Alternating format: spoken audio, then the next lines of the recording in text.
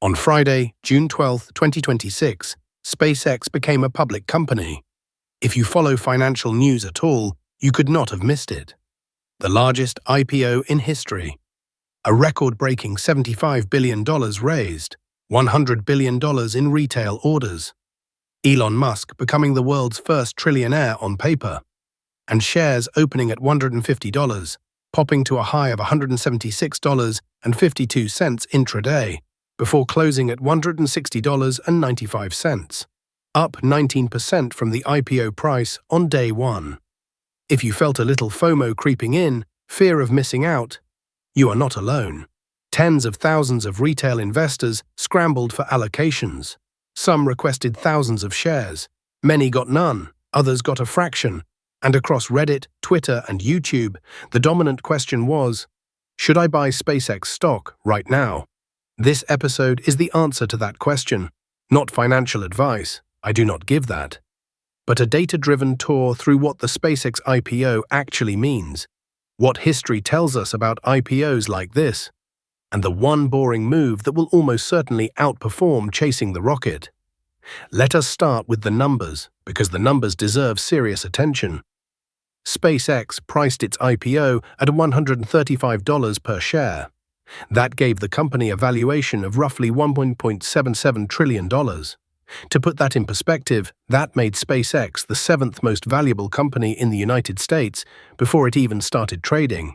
Ahead of Tesla, ahead of Meta, trailing only Apple, Nvidia, Microsoft, Amazon, Alphabet, and Saudi Aramco. The company sold 555.6 million shares, raised $75 billion. The previous record for largest IPO was Saudi Aramco in 2019 at $29 billion. SpaceX blew past that by more than double. On the first day of trading, the stock opened at $150, popped intraday to $176.52, and closed at $160.95, a 19% first-day pop. And here is the thing about that pop. Only investors who got allocated shares at the IPO price actually captured that gain. Anyone who bought at the open at $150 was up just over 7% from that point. Anyone who bought 3 minutes after the open at around $149, as the stock briefly dipped, was up maybe 1% from the opening price. And anyone who bought at the peak of $176 during the day, they ended the day down almost 9%. This is not unique to SpaceX. The vast majority of investors who buy a hot IPO on its first day of trading get worse prices than the insiders who got allocations. That is by design. The IPO price is set artificially low to guarantee the first-day pop, which makes the company and its underwriters look good. The pop is not free money for retail. It is a marketing expense paid by the issuer. Now let us talk about who actually got in at the IPO price. SpaceX did something unusual. It allocated roughly 20% of its shares to retail investors. Most IPOs allocate only 5 to 10%. This was celebrated as democratizing access, but the total retail demand was over $100 billion. With only about $15 billion worth of shares set aside for retail, the vast majority of that demand went unfilled. Many investors who requested thousands of shares got 25 or 50. If you wanted to buy SpaceX on day one at a reasonable price, odds are you could not. Meanwhile, the institutions that did get allocations, Goldman Sachs, Morgan Stanley, Bank of America, Citigroup, JP Morgan, those 22 banks and their clients got the bulk. So the question becomes, if you could not get in at the IPO price and buying on the open market on day one meant paying 11 to 30% above that price, what does history say about buying IPOs like this? The answer is sobering. A Truist analysis of 30 large technology IPOs found that more than half posted negative returns a year after they started trading. More than half. These were the most anticipated tech IPOs of their time, and over 50% of them lost money for anyone who bought on day one and held for a year. Academic research on retail IPO access programs is even more specific. A comprehensive study published in early 2025 looked at every retail IPO allocation program in the US market. The finding, retail IPO stocks underperformed comparable IPOs by about 20 percentage points in the first year. Two factors drove this. First, adverse selection. The IPOs that allocate more to retail tend to be the aggressively priced, riskier ones. Second, attention-driven trading. Retail investors pile in because of hype and Google search volume, not because of fundamentals. Another study of venture-backed IPOs from 1993 through 2012 found that while VC-backed IPOs outperform in the first 3 months, that initial pop everyone talks about, over the long run they underperform the market in every time period studied after that. Buy and hold a VC-backed IPO for a year. You are likely trailing the S&P 500. SpaceX is the most hyped IPO in history. That does not mean it will follow the pattern. Maybe it is different this time.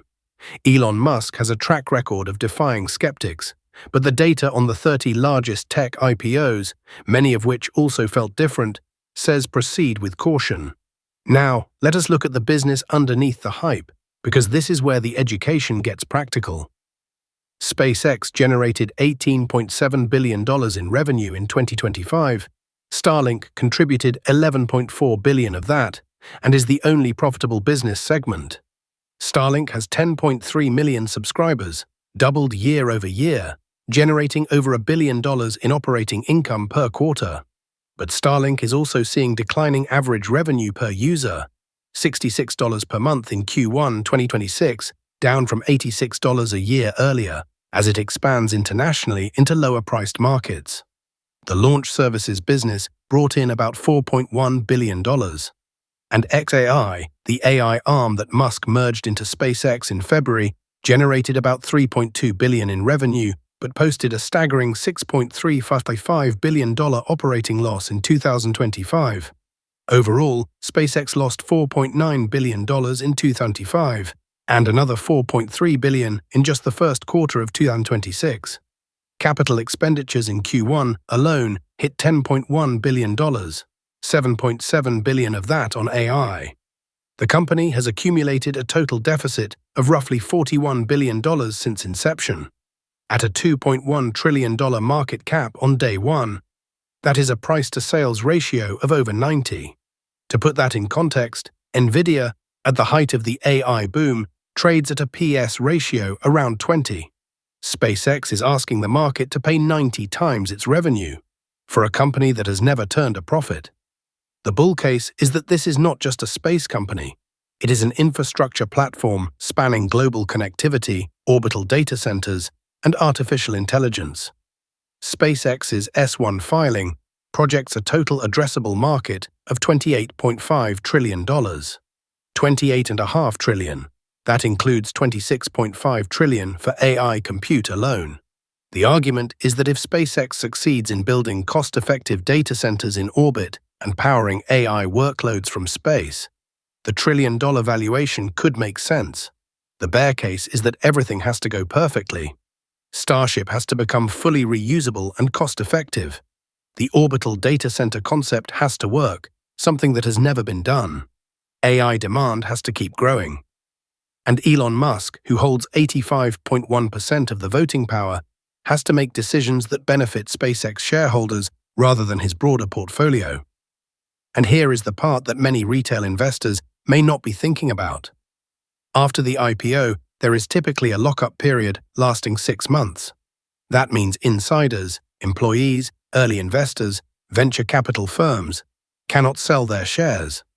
When that lock-up expires, potentially hundreds of billions of dollars worth of SpaceX shares could hit the market at once. That is not a prediction of a crash, but it is a known catalyst for volatility that every IPO faces. So, what should the average investor actually do? Here is the boring answer, and I mean that as a compliment. If you want exposure to SpaceX, the most reliable path is not to buy the stock today at a 90 times price-to-sales ratio. It is to wait. Wait for the lock-up period to end. Wait for the initial hype to settle.